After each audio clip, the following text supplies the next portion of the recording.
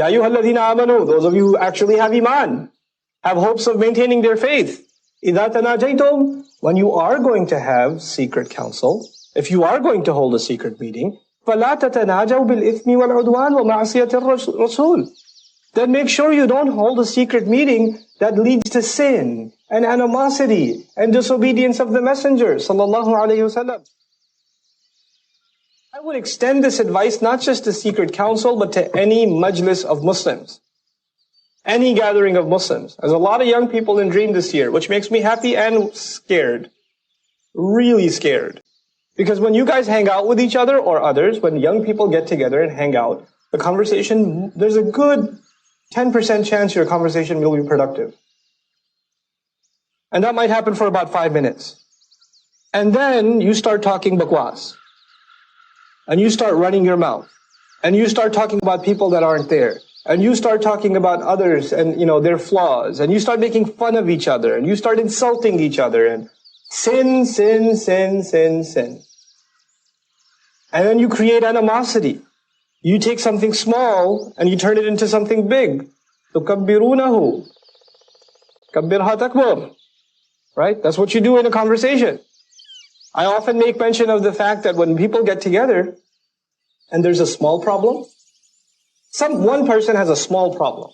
Like for example, I'll give you an example. You were listening to a khutbah and the khatib said something that wasn't exactly correct. Or it was kind of bad. It wasn't that good. So it kind of stuck in your head that it's not a big deal. It's not the end of the world. We always hear things we don't agree with, etc. It's not the end of the world. But you got together with 5, 6 friends and you made mention of the fact that, the Khatib, he said something I didn't quite like. This one thing. And it's a tiny little thing. It's a pebble. But now 5 people are discussing it. And before you know it, that pebble turns into a boulder.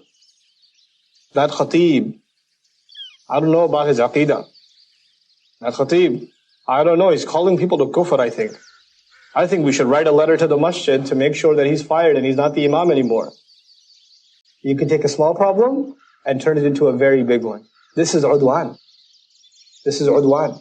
Not everything needs to be mentioned. Not everything needs to be said. Not everything in your heart needs to be said. This is true of human communication. There's a false assumption that we have to have open communication in all things. Whatever I feel, I should say, because it's healthy. No, it's not. That's Jerry Springer. That's not healthy. Sometimes you have something in your heart, and it's better you don't say it. It's better you just say it's not big enough a deal, I should let it go. It's not that bad. Like for example, just to give you a marriage example on the side, husband and wife, things you don't like what your wife does or what the husband does, something small. The other day, you left the door open. She left the door open and you're like, why'd she leave the door open? Then you had to close it and lock it. Now it's done. It's finished. Then you bring it up. The other day you left the door open and I closed it. It's no big deal. If it was no big deal, you didn't have to say it. And then you're like, but we have to be open with each other. Actually, that creates more problems. If it's negligible, let it go. Don't bring it up. Just move on with life. That's not ammunition you use for later. Write that one down. Close the door, lock, don't forget. Bring it up when necessary. Oh yeah? Well, you open the door and I close it. You hold on to the ammo. Don't do that. But the same is true here. Don't take small things and make them big because they might turn into udwan. They might turn into animosity against others. And don't get together in وَمَعْصِيَةِ الرَّسُولِ and in disobedience to the Messenger وَتَنَاجَوْا بِالْبِرِّ وَالتَّقْوَى and do counsel one another secretly in good things and in taqwa, in increasing each other's taqwa. And this is actually one of the keys to collective work. What is good najwa then? Because obviously there is such a thing as good najwa. تَنَاجَوْا بِالْبِرِّ وَالتَّقْوَى. Allah even commands us to it. If you're going to do it, do a good one. One secret meeting is you get together privately with a friend and it's not a threatening environment. It's not an embarrassing environment. And you take the opportunity for him to remind you and you to remind him, look, I really think because, you're becoming more and more active and you're giving more and more youth halaqas and you're getting more involved at the Sunday school, I really think you and I should worry about our spirituality too. Because we're becoming more public figures, so we should take care of our taqwa also. Maybe you and I should go to Fajr together. Maybe help each other get up for Fajr and go to Masjid together. Because we need to work on ourselves. You don't even make it about him, make it about us. Right, make it about us. One of the things I like, I can't tell you how much I appreciate and love about Sheikh Omar Sulaiman is that he never hesitates in giving advice. Never. And he never hesitates in asking for advice. He'll say, I'm going to give you a gift. That's what he said, I'm going to give you a gift, but I want a gift in return. I'm going to give you advice, what I think you need. But then I need advice from you and what you think I need. I need it. That's his attitude. This is not something he does publicly on stage. This is something he'll do in private with people that are close to you. This is najwa bit taqwa. I'm mentioning the second one, taqwa. Privately meeting one another, correcting one another, helping one another, improving one another. That's a good thing. You should meet for that. And then of course the other thing is al-birr. All things good. Now let me tell you, how can you have a meeting after the meeting in the parking lot and it's good? I gave the example, nothing else is coming in my head, so I'll give you the same example. Maybe the masjid had a meeting that we should build a gym. They had a council, take everybody's opinion. At the end of the day, it was agreed upon, we are going to build a gym. We're going to raise, I don't know how many thousands of dollars for it, okay? We're going to start our fundraiser in 2 months. 4 of you get together, go to IHOP and say, man, they're going to build a gym. I think it's great. I think we should each put $5,000 down to start with. We should be the first to donate. We'll be more rewarded that way. And it'll encourage the others. So we should just do it. Now you didn't have a meeting to undermine the proceedings of the larger group. You had a meeting to propel what was already agreed on further. You didn't undercut it. You furthered it. The time to bring up your criticisms is over. It's over. So وَمَعْصِيَةَ وَتَنَاجَوْا بِالْبِرِّ وَالتَّقْوَى وَاتَّقُوا اللَّهَ الَّذِي إِلَيْهِ تُحْشَرُونَ and have taqwa of Allah, the one to whom you will all be gathered. And now we're learning also that birr, one of the great virtues of najwa, of secret meetings, of private gatherings, you should have it with people that are very close to you, that can make you a better person, that can tell you things that nobody else can tell you. And you will listen. You won't be taking it personally and saying, yeah, how can you say that to me? Who are you to tell me? Not that. There should be people in our life that we seek out. If we don't have them, we should seek them out.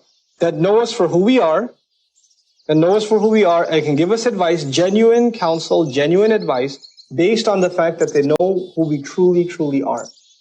And I mentioned this yesterday again, I'll tell you guys again. For me personally, a formula, and that's actually something that I share with Sheikh Omar, is who I consider genuine friends, real friends, are people I knew before I was on YouTube.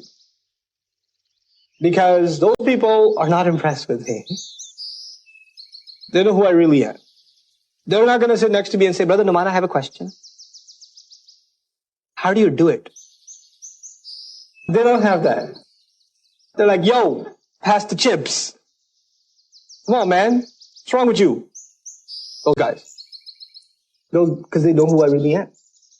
They know me from a screen. They know me as a person. And therefore, they can be genuine with me. They can be real with me. They can tell me, yeah, that was boring. I don't know what you were talking about. You were babbling too much that time.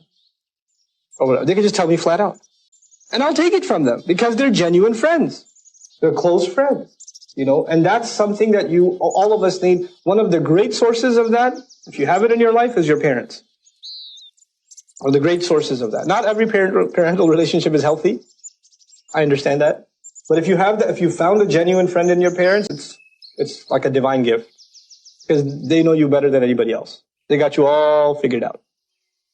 And they're the best humble pill you'll ever take. SubhanAllah. People say, I need the company of a sheikh to get humble. No, you just need to hang out with your mom, bro. Hang out with your mom, hang out with your dad, and you will be humbled pretty good. They will put you in your place like nobody else. Okay? And you'll get good deeds out of that too because you're spending time with them. وَصَاحِبْهُمَا فِي الدُّنْيَا مَعْرُوفًا. Give them company in dunya. Right?